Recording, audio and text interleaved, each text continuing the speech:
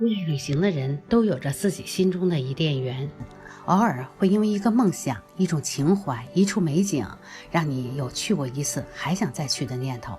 在我心中就有这样一处美景，它就是新疆的赛里木湖。我们自驾房车游新疆，曾5次走进赛里木湖，领略它在不同季节而变换的美景。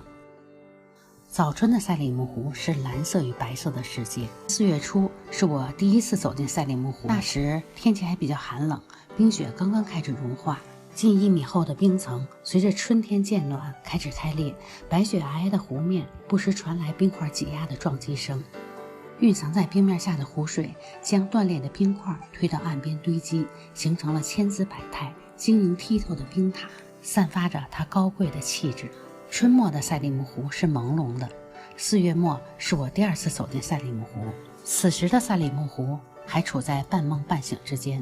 冰雪还未完全消融，湖水刚刚开始微波荡漾，草未绿，花未开，但丝毫没有掩盖住它的美丽，反而变得更加美妙、神秘不可抗拒。初夏的赛里木湖是野花的世界。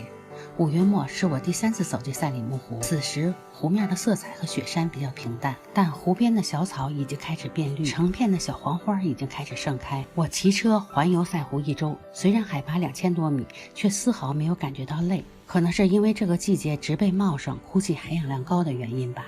6月是我第4次走进赛里木湖，雨后静静地坐在湖边，看着彩虹下的天鹅翩翩起舞，用镜头记录下这难得的瞬间，值得回味的场景。盛夏的赛里木湖是避暑的圣地，牛羊的乐园。7月初，我们为了躲避伊犁河谷一带的高温天气，第5次走进赛里木湖。此时赛里木湖白天最高气温是25度左右，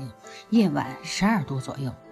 这次进来一待就是10天。此时的赛里木湖湖水是湛蓝的，绿草茵茵，野花遍地，牛羊成群，毡房点点，散发着浓郁的哈萨克牧民的生活气息，也使我有机会近距离地接触哈萨克牧民，走进他们的毡房，了解他们的生活。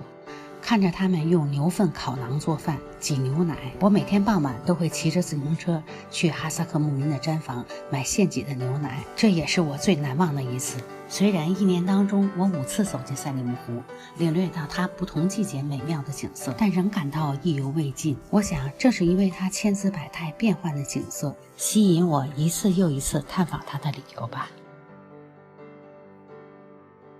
好，今天的视频就分享到这儿，喜欢记得点击关注，咱们下期再见。